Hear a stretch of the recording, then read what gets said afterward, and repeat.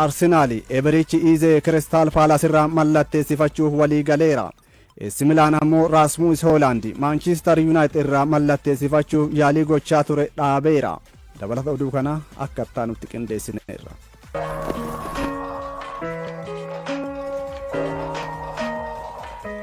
Darbii kubbaa miilaa dirree keessaa bira darbee amma maallaqa baasuun kilaboota Landan gidduutti eegalee xiyyeeffannoo argateera. Kilabni guddaan kaaba Landan anaa fi lakkii siimetiin Tottenham fi Arsenaal gidduutti barri dorgommii 2025-26 eegalee osoo waliin hin taphatin dursee eegalee. Gareen Mikel Arteta dhaallenjuu Arsenaal taphataa gara Tottenham imaluudhaaf dhiyaate karaatti gara Fly Emirates deebise. Akka gabaasa BBC Sport jedhutti taphataa sarara gidduudhaa Crystal Palace Eberichi Ize kaleessa waaree dura Tottenhamiif mallatteessuuf akka dhiyaate himame. Ta'us jalqabuma taphataa kana barbaadaa kan ture Arsenaal inni ariifachiisan isa mudate Tottenham harkaa taphataa kana akka gidduu seenee fudhatu dirqisiise jedhame. Kai Havertz miidhamuun wal qabatee Gunners maallaqa Tottenham Crystal Palaceif dhiyaate ol guddisee Ize waliin walii galee. Taphataan umrii 27 kun dursee akaadaamii Arsenaal keessa kan turee fi fedhiin isaas gara Arsenaal deebi'ee taphachuu akka ta'e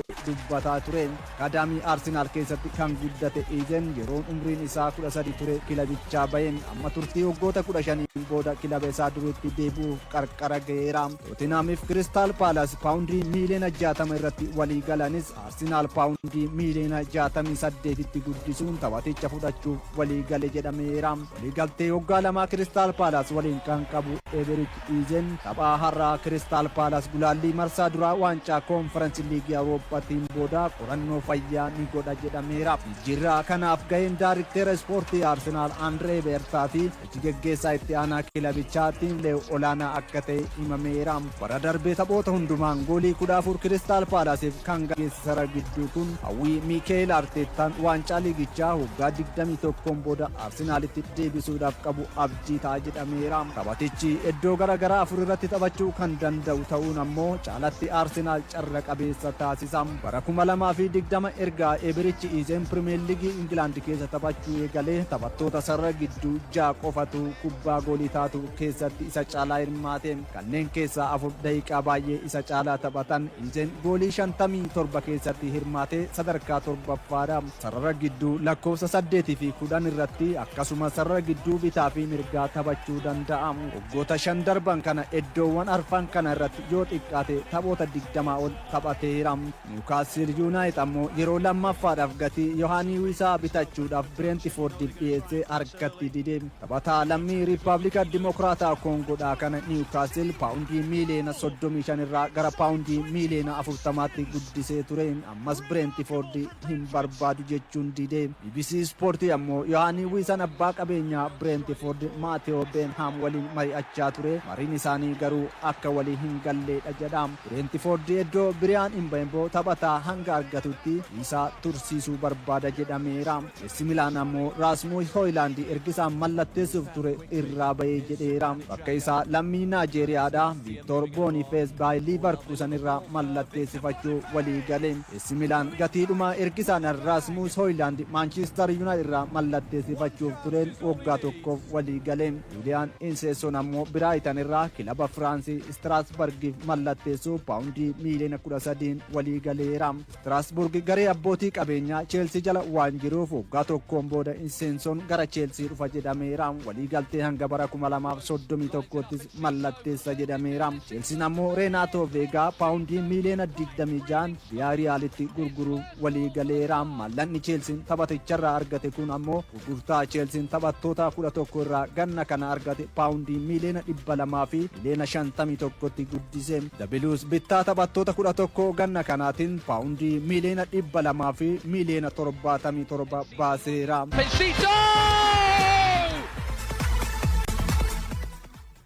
Leandro Trossard waliigaltee Arsenaal waliin qabu dheeressuuf tole jedhe. Taphataan sarara gidduu lammii Belgium Leandro Trossard waliigaltee waggaa tokko hanga bara 2026tti Arsenaal waliin isa tursiisuu qaba. Ta'us taphatichi waliigaltee haaraa dabalachuuf Arsenaal waliin akka waliigale The Athletic gabaaseera. Akka gabaasa kanaatti yoo ta'e waliigalteen Trossard dheeressuudhaaf karoorfate waggaa tokko kan hin caaluu miti jedhameera. waliigaltee haaraa kanaanis mindaa fi faayidaan kilabicha keessatti argatu akka isaaf dabalamu ibsame. Taphataan umrii 30 Leandro Trossard bara 2023 Brighton irraa Arsenaaliif kan mallatteesse yoo ta'u taphoota 124 goolii 28 galchuudhaan Arsenaal morkataa waancaa taasiseera. Odeeffannoo biraatiin ammoo Manchester Cityn waliigaltee taphataa sara gidduu kilabichaa Rico Lewis waliin qabu dheeressuuf akka ta'e ibsameera. Taphataan umrii 20 kun hanga bara 2028tti Manchester City waliin waliigaltee qabaatus hanga bara 2030tti dheeressuuf akka ta'e The Athletic gabaaseera.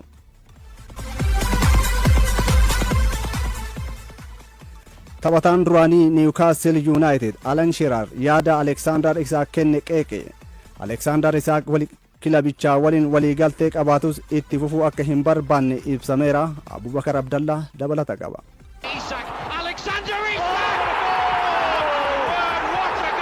Newcastle United gadhiisuudhaan Liverpooliif mallatteessuuf fedhii kan qabu Alexander Isak yaada tibbana inni kenne hariiroo kilabichaa waliin qabu caalatti booresseera. Kilabichi waadaanaaf galee cabseera jechuun Isaac Newcastle United komataatii jira. Kanaaf kilabicha waliin itti fufuu hin barbaadu jechuun ifatti dubbate. Taphataan hidda dhaloota Eertiraa qabu kun bara 2022 Real Sociedad irraa Newcastle United itti makame. Waliigalteen waggaa 3 hanga bara 2028 Newcastle United waliin isaafa. Ta'us waliigalteen kun osoo hin xumuramin si gaggeessina jechuudhaan kilabichi waadaanaaf galeetii ture jedha. Garuu jijjiirraa kanaan immoo waqtii biraatiin gargar boof karoorfatan kan jedhu faamiti. Kilabichi garuu Alexander Isak ganna kana gadhiisuuf wanti waliif galame hin jiru jechuudhaan waakkate. Liverpool Alexander Isak mallatteessifachuudhaaf paawundii miiliyoona 110 dhiyeessus Newcastle United taphaticha akka hin gurgurre beekseera. Alexander Isak amma kophaa isaatti shaakalaati jira. Taphataan seena qabeessi kilabichaa fi xiinxalaan kubbaa miilaa Alan Shearer murtoo Alexander Isak fudhate hadheeffatee morme. Isak abidda irratti boba'aa firfirse jechuun Alan Shearer taphaticha qeeqa.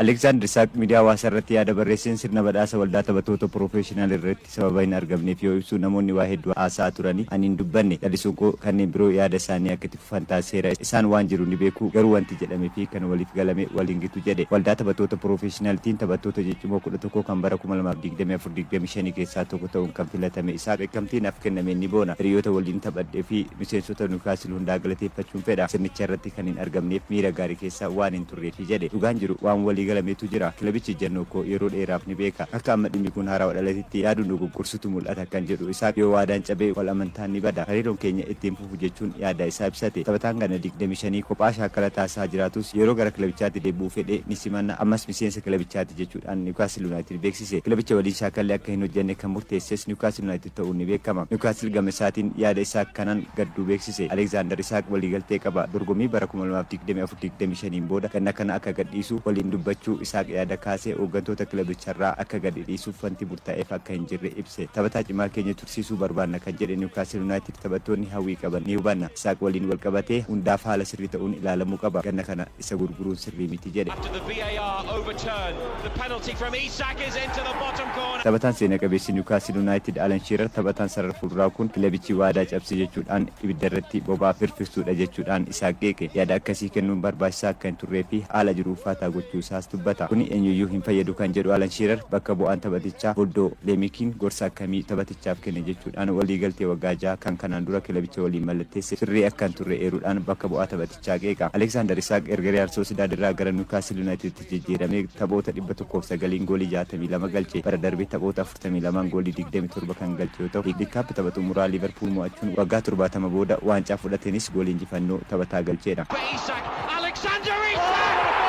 Waqtiin jijjiirraa taphattootaa gara dhumaarra ga'uu isaatiin Newcastle United taphattoota biroo iddoo isaa buusu argachuun itti ulfaachuu mala. Gurguruufis paawundii miiliyoona 150 akka barbaadu kilabichi gatii dhiyeesse. Kilabiin dhiyeesse dhabamuun Newcastle akka gadi hin dhiisne taasiseera.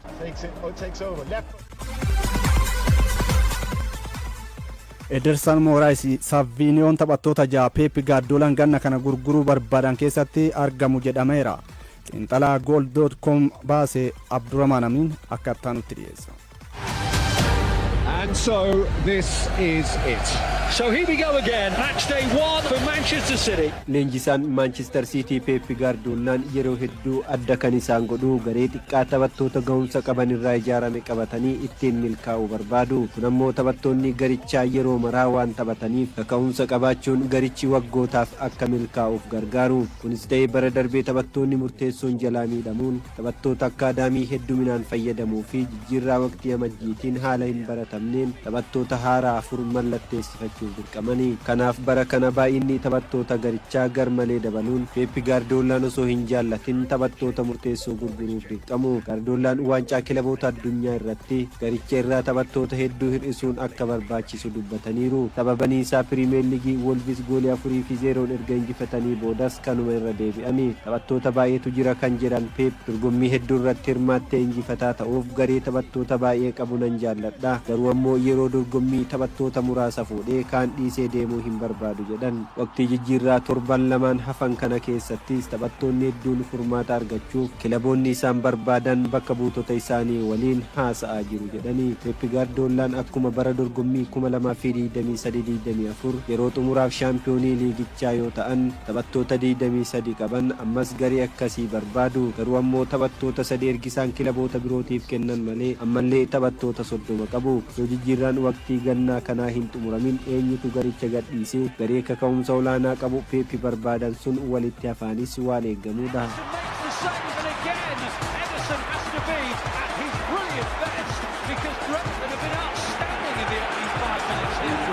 Manchester Cityin goolee eegaa isaa duraanii James Trafford irra deebiin Barnilee irraa yoo mallatteessifatu egereen Ederson Moraes dursee yaaddoo keessa gale. Lammiin Biraazil Ederson bara 2024 kilaboota Saudi Arabiyaa keessaa tokkoof ni mallatteessaaf eeggamaa ture. Waancaa kilaboota addunyaa irratti hirmaachuu waan barbaaduuf jijjiirraan sun osoo hin milkaa'in hafe. Pep Guardiolaan tapha Wolves goolii 4-0 injifatan irratti Ederson hin fayyadamne. Kun ammoo taphatichi gara booda Manchester Cityidhaan akka hin barbaadamneef akeektuudha jedha gabaasni gool.com. Ammaaf eessa deemaan isaa beekamuu baatus Galatasaray kilaba taphataa kanaaf fedhii guddaa qabudha. Manchester Cityin taphataa sarara ittisaa Vitor Rees ergisaan Jiroonaaf erga kennee booda lakkoofsa taphattootaa sarara ittisaa irraayis hir'isuu barbaada. Sarara ittisaa irratti iddoo taphattoonni lama qoftii barbaachisanitti walitti baay'achuun rakkoo biraa amma kilabicha qoraa jirudha. Joshko Gvardiol Naataan Akee caalaa fooyyee waan qabuuf Akeenis taphataa biraa bara kana karoora Pep Guardiolaan ala ta'edha. Akeen bara darbee taphattoota miidhamaan rakkachaa turan keessaa tokko yoo ta'u taphoota Pirimeer Liigii 8 qofa taphate.